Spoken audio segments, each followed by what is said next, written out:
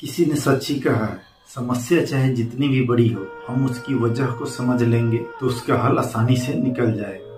तो दोस्तों, यह कहानी महाभारत से जुड़ी हुई है और इस कहानी के जरिए मैं आप सभी को यह जरूर बताना चाहूंगा कि महाभारत क्यों हुई। महाभारत की पटकथा बहुत पहले ही लिखी जा चुकी थी। वैसे महाभारत के होने के बहुत से कारण हैं, लेकिन इसमें मुख्यतः 5 कारण हैं जिसके कारण महाभारत हुआ, और वो 5 कारण आज मैं आप सभी को बता रहा हूँ। इससे पहले मैं आप सभी को यह बता दे रहा हूँ कि इस कहानी का शीर्षक है द्रौपदी, जो पांडवों की पत्नी थी। द्रौपदी की वो 5 गलतियां जिसके कारण महाभारत रच गया।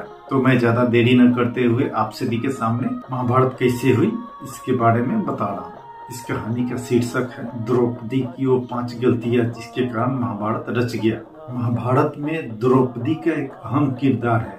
द्रौपदी के जीवन और चरित्र को समझना बहुत ही कठिन है। उन्हें तो सिर्फ कृष्ण ही समझ सकते थे। द्रौपदी कृष्ण की मित्र थी और एक मित्र ही दूसरे मित्र को समझ सकते हैं। आज हम आपको द्रौपदी की वो 5 गलतियां बता रहे हैं जिसके कारण महाभारत की पूरी कहानी ही बदल गई। और शायद द्रौपदी यह गलतियां नहीं करती तो आज महाभारत का इतिहास ही कुछ और होता। पहली गलती, स्वयंवर में कर्ण का अपमान करना।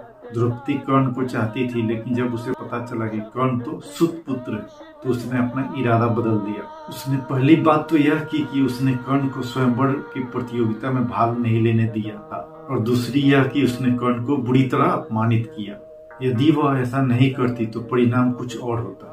हालांकि द्रौपदी के पिता ने द्रोणाचार्य की मृत्यु का प्रतिज्ञा लिया था और उनका वध अर्जुन के अलावा कोई और नहीं कर सकता था। इसीलिए वह चाहते थे कि द्रौपदी का विवाह अर्जुन से ही हो। दूसरा कारण, पांडवों की पत्नी बनना स्वीकार करना। अर्जुन ने स्वयंवर की प्रतियोगिता को जीत लिया था, लेकिन किन्हीं भी परिस्थितियों में द्रौपदी यदि 5 पांडवों की पत्नी बनना स्वीकार नहीं करती तो आज इतिहास कुछ और होता। द्रौपदी कुंती के कहने पर और स्वयंवर के बाद युधिष्ठिर और वेदव्यास जी के कहने पर 5 पांडवों की पत्नी बनना स्वीकार किया था। तीसरा कारण, दुर्योधन का अपमान।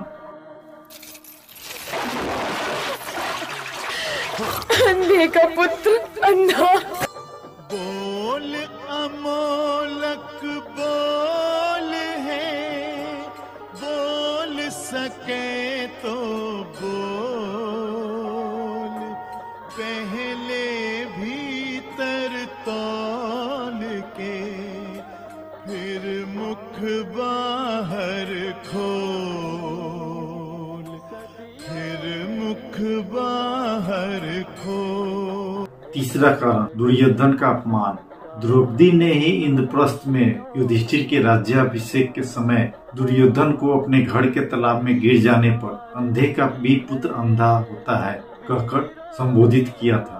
बस यही बात दुर्योधन के दिल में तीर की तरह धंस गई थी। यही कारण था कि धूतकीरा में जुए में दुर्योधन ने शकुनी के साथ मिलकर पांडवों को जुए में द्रौपदी को भी दांव पर लगाने के लिए राजी कर लिया था। और जुए के इस खेल ने ही महाभारत युद्ध की भूमिका लिख दी थी, जहां द्रौपदी का चीरहरण हुआ था। चौथा कारण, युद्ध के लिए प्रेरित करना। अपनी चीरहरण के बाद द्रौपदी ने पांडवों से कहा था, यदि तुम मेरे अपमान का बदला दुर्योधन और उनके भाइयों से नहीं ले लेते तो धिक्कार है तुम सभी भाइयों का। द्रौपदी ने पांडवों से कहा था कि मेरे केस अब तब तक खुले रहेंगे जब तक कि इसे मैं दुर्योधन के खून से नहीं धो लेती। उस समय द्रौपदी ने ऋतु स्नान नहीं किया था। ऐसे में उस समय भीम ने कसम खाई थी कि मैं अपने गदा से दुर्योधन की जांघ को तोड़ दूंगा और दुशासन की छाती चीरकर उसका रक्तपान करूंगा। चीरहरण के दौरान कर्ण ने द्रौपदी को बचाने की जगह यह कहा था कि जो औरत 5 पतियों के साथ रह सकती है उसका क्या सम्मान करना। और यही बात द्रौपदी को ठेस पहुंचा गई और वह हर समय अर्जुन को कर्ण से लड़ने के लिए उकसाती रहती। 5वां कारण, जयद्रथ की बुरी नजर। जुए में अपना सब कुछ गंवा देने के बाद जब पांडव वनवास काट रहे थे तब दुर्योधन के जीजा जयद्रथ की बुरी नजर द्रौपदी पर पड़ी। उसने द्रौपदी के साथ जबरदस्ती की और उसे अपने साथ रथ पर ले जाने का दुस्साहस भी किया, लेकिन इन वक्त पर पांडव आ गए और द्रौपदी को बचा लिया। पांडव वहीं पर जयद्रथ का वध करना चाहते थे, लेकिन द्रौपदी ने उन्हें ऐसा करने से रोक दिया, जो कि द्रौपदी की बहुत बड़ी गलती थी। द्रौपदी ने जयद्रथ के सिर के बाल मुंडवाकर 5 चोटी रखने की सजा दी और सभी जनता के सामने उसका घोर अपमान करवाया। जयद्रथ किसी को अपना चेहरा दिखाने के लायक नहीं रहा और हर पल अपमान सहता रहा, अपमान का घूंट पीता रहा। और इस अपमान का बदला जयद्रथ ने चक्रव्यूह में फंसे अर्जुन के बेटे अभिमन्यु का वध करके लिया। तो दोस्तों, ये थी द्रौपदी की महाभारत रचने में खास भूमिका।